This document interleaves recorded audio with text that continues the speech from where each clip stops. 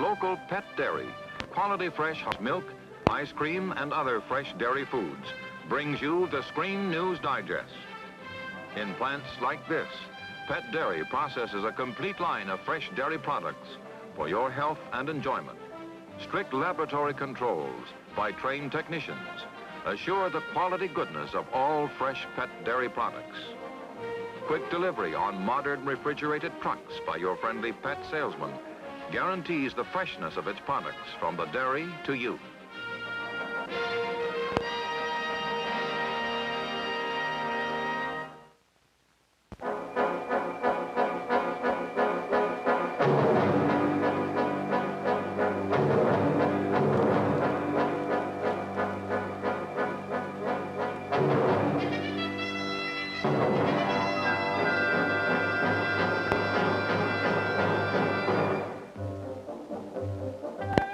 Through all of recorded history, men have searched for gold. And yet all the gold that has ever been mined can be stored easily on the ground floor of the White House. Even today, a year's output fits comfortably inside a telephone booth. As money, gold served well. It was scarce, but not too scarce. It could be easily melted down and shaped into coins. It was lasting. It did not spoil, and it could be reworked again and again.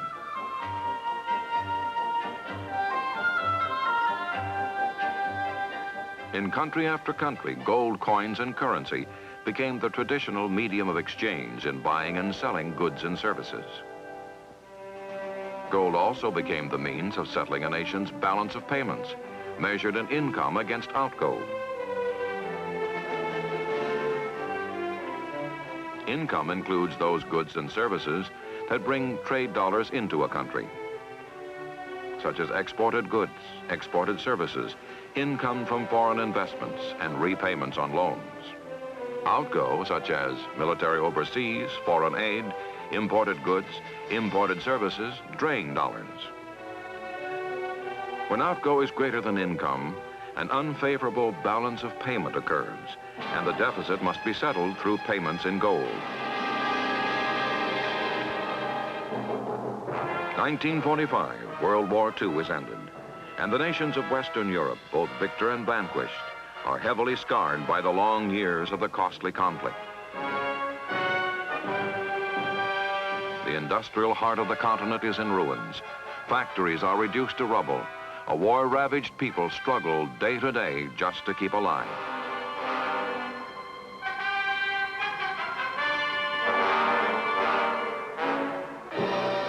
In these reconstruction days, exports from America flood the foreign markets.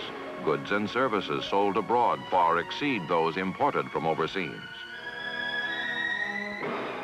And the United States enjoys year after year a favorable balance of payments.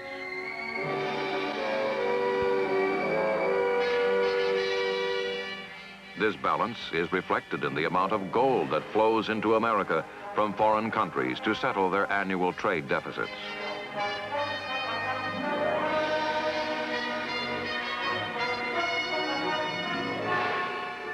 In the years after World War II, the United States accumulates more than $30 billion in gold.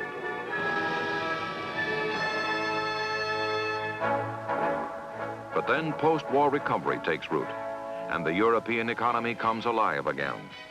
Out of the ruins of the Third Reich, West Germany creates a peaceful industrial revolution. Backbone of the remarkable recovery is a compact little car that competes with and finds a place beside the American automobile in the world market.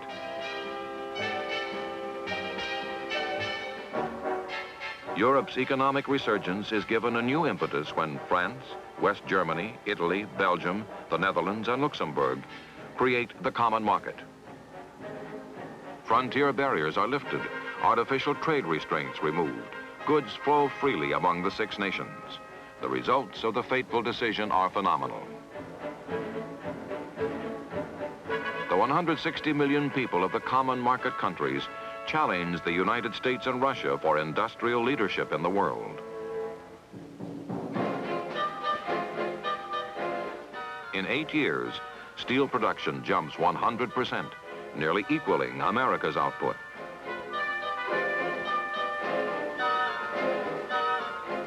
revitalized continent within 15 years after the end of World War II is caught up in the biggest boom in its history. And soon the common market becomes the second largest exporter of manufactured goods in the world. The effects are quickly felt in Great Britain. The country cannot compete. It takes action, drastic action, to cut the cost of the goods that it produces. It devalues the pound. Where before 5 pounds could purchase this clothing, now 10 pounds is required. But while devaluation raises prices at home, it lowers them overseas, and the lower prices enable England to compete, at least temporarily, with the common market countries.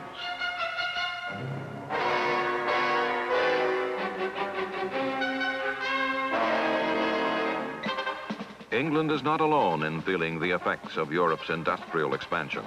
There is an ever-increasing volume of direct and indirect investment abroad by American corporations.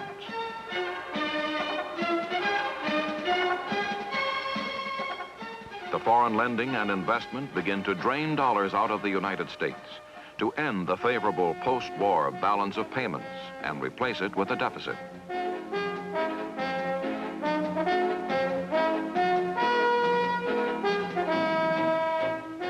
The drain is accented by America's growing military commitment around the world and the funds needed to fulfill and maintain that obligation. Servicemen and their dependents spending their dollars overseas tip even further the balance of payment scale. Tourism does its part too. The United States enjoys a period of unparalleled prosperity, and Americans with more money and more leisure time travel as they have never traveled before. The coming of the jet age accelerates this exodus to overseas cities and foreign lands. Aircraft from nations around the globe transport hundreds of thousands of Americans overseas.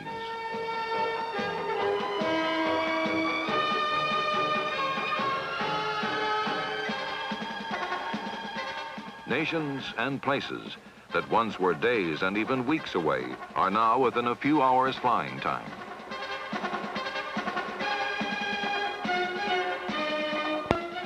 And people who never dreamed of journeying abroad even once return again and again to Europe, Africa, Asia, South America. Year after year, the number grows greater, the drain on the dollar more serious.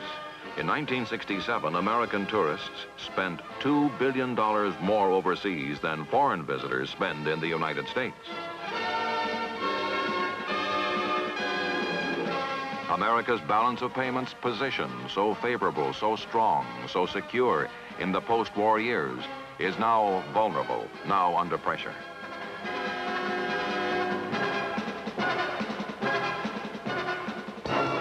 Events in England heighten the crisis, threatening Prime Minister Wilson and his Labour government and undermining the whole financial stability of the free world.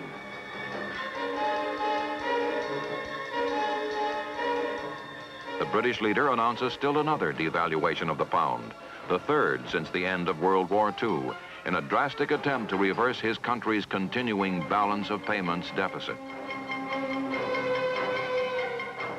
The action shakes banking circles in the Commonwealth countries, and its reverberations echo throughout the free world. Other nations whose economies are closely linked to Great Britain devalue their currency too.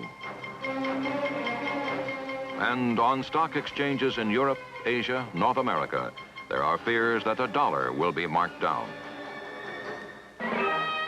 Within a month, the United States is forced to deliver almost $500 million from its gold reserves to meet the demands of creditor nations. France is among the biggest of the countries demanding gold in exchange for dollars owed.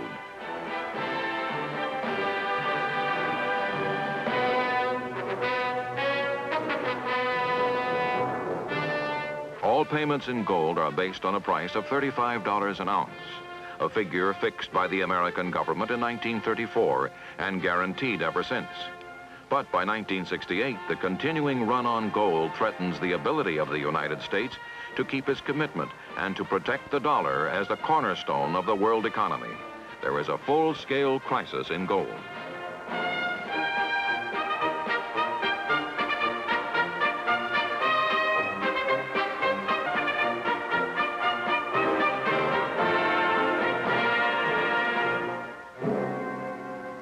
This graph, illustrating in billions of dollars America's balance of payments from 1957 through 1967, shows dramatically the extent of the dollar dilemma.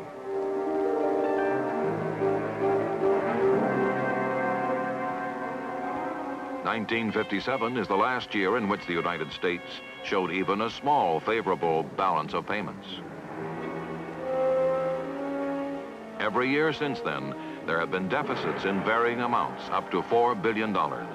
From a post-war high of more than $30 billion, America's gold reserves have shrunk by the start of 1968 to only $12 billion. And almost $11 billion of that amount are needed to provide the 25% gold cover mandated by law as backing for Federal Reserve notes. These notes represent almost all the paper money in circulation in America. Reacting to the crisis, President Johnson vows vigorous action to bring the balance of payments to or close to equilibrium. In his State of the Union message, the President reaffirms in general terms his determination to defend the dollar through cuts in overseas spending. On January the 1st, I outlined a program to reduce our balance of payments deficit sharply this year. We will ask the Congress to help carry out those parts of the program which require legislation. We must restore equilibrium to our balance of payments.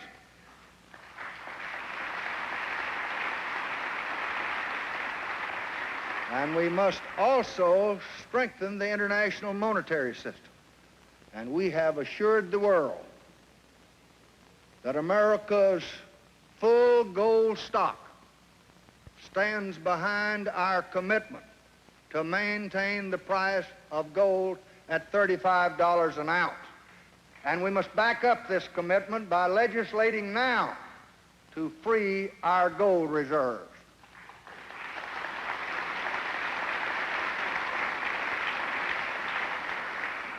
Americans traveling more than any other people in history took $4 billion out of their country last year in travel costs.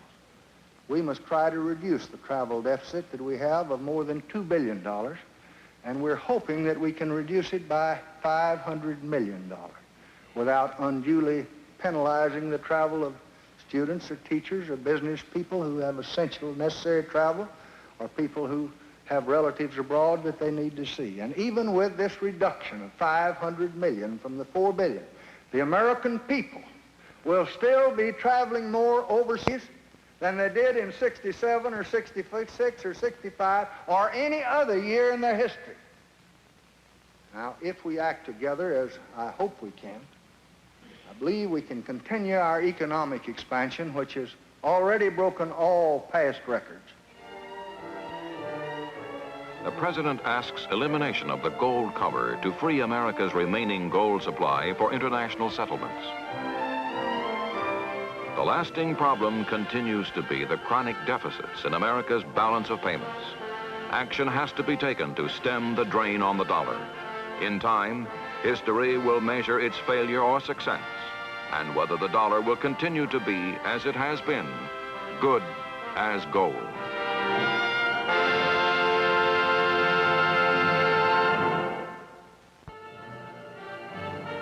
The living history of the Screen News Digest has been brought to you by your local Pet Dairy.